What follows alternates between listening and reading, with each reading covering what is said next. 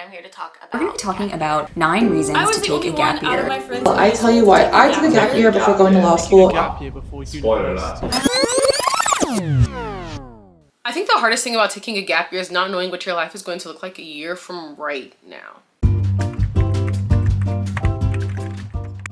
Hi everyone, my name is Zoe Blackman. I just graduated from Spelman College and I will be taking a gap year. When I got to Spelman College, I thought I had my entire life planned out to the T, okay? I was gonna get through college. Junior year, I'll study for my LSAT. Senior year, I'll apply to law schools. And then right after I go to undergrad, I'm going to law school. That was the plan. Well, times have definitely changed. I applied to law schools. I took the LSAT. I took the LSAT three times. I took the LSAT 3 times. And as I'm sitting here right now talking about how I'm going to be taking a gap year, we can tell it didn't turn out well. Are you fucking dumb? So basically I decided, you know what? I'm just gonna take a step back.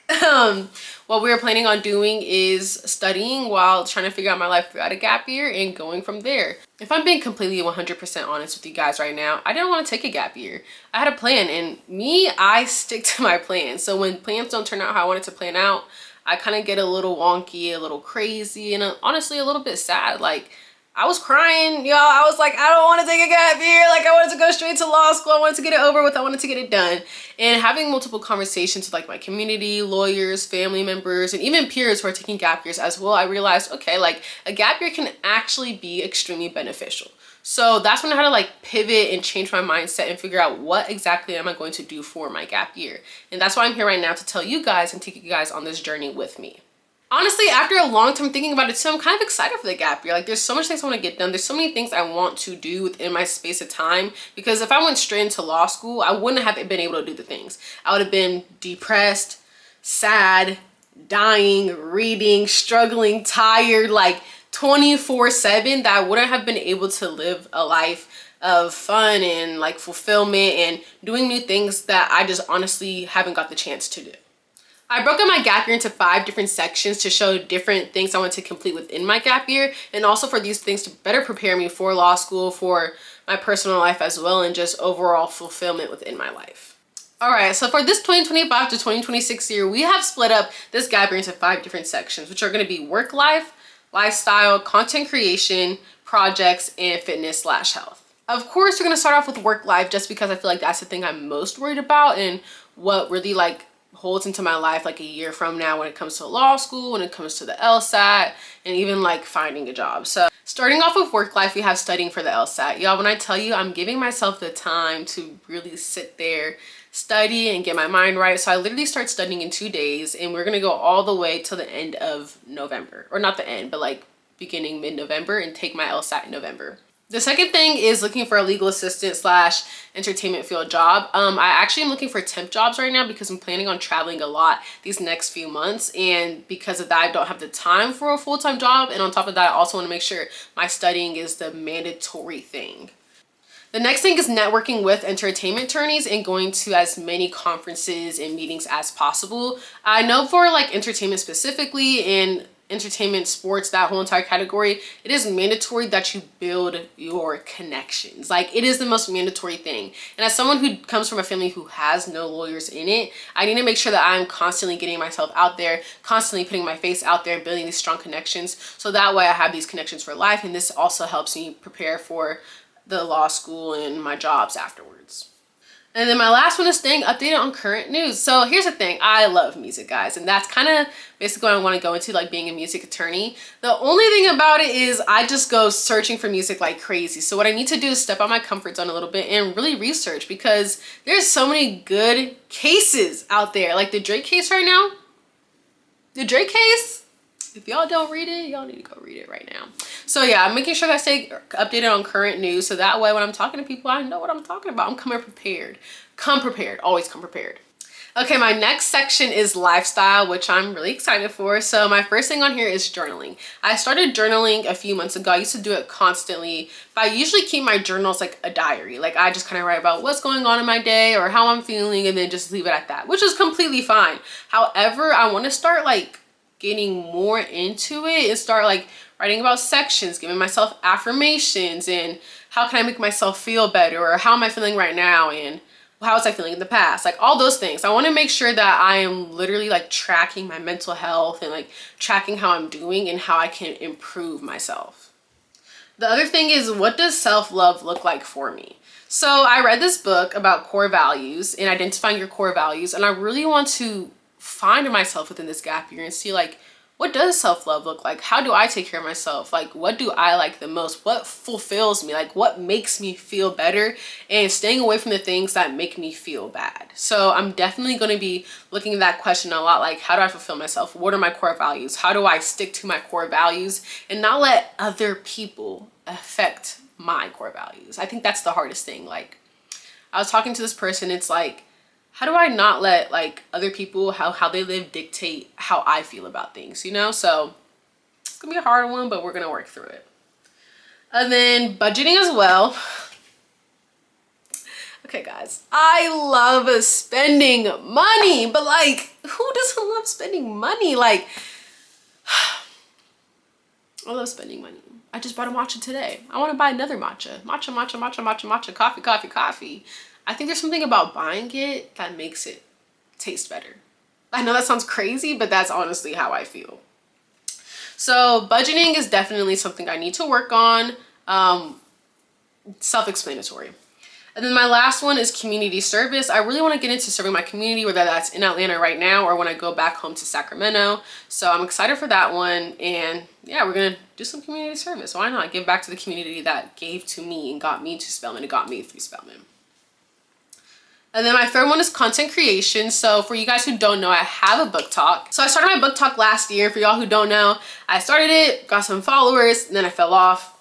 Then I came back, and then I fell off again. Then I come back, and it's just this repeated cycle of me just not actually sticking to the book talk. I always read. I've been reading, but sometimes it's just like, I don't know if it's because I was in college trying to graduate at the time, or just because I would get lazy or wasn't like my motivation.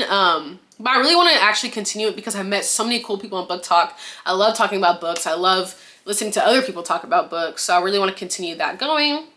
My YouTube channel, as we're doing right now.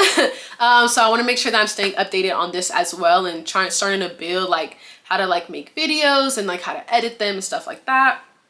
And then my book Instagram as well. I really want to post more on my book Instagram, just because there's like a whole nother community on there, and who knows what's going on with TikTok. So it's nice to have that Instagram there as well. I need to get a mic.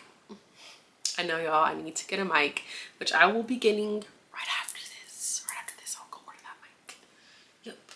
And then for the last two sections, we have projects for the first one.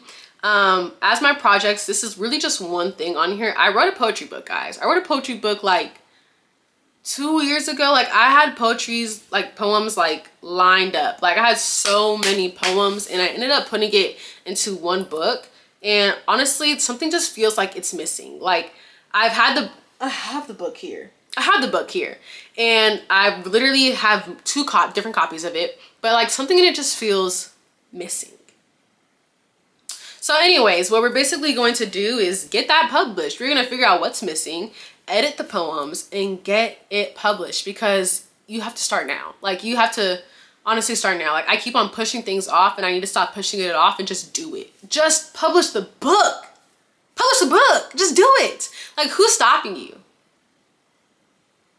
Nobody. My last section on here is fitness and health. Y'all, I have been on my fitness/health journey since like August, September 2024, and I've actually been going pretty good at it. It's been pretty steadfast. The only thing is I want to make sure that I can turn this into a lifestyle, and sometimes I'll fall off for like 2 weeks and then come back, and I want to make sure that there is no fall off. Like, this is just what I do in my every single regular day life. Like, regardless if I don't do anything, I know for a fact, like, oh, I'm gonna go get up and work out, or go on a walk, or go on a run, like anything like that. So I want to make that really part of my lifestyle. So the first thing we have on here is cook meals. For y'all who don't know, I'm not the best cook. I'm not bad. I'm just not the best. I love baking. I love baking cakes, cookies, pies, treats, anything, crumbles. Like, I don't like anything. I'll cook anything. I mean, bake anything. But when it comes to cooking like some chicken or some salmon, that's where you start to lose me a little bit, just a little bit.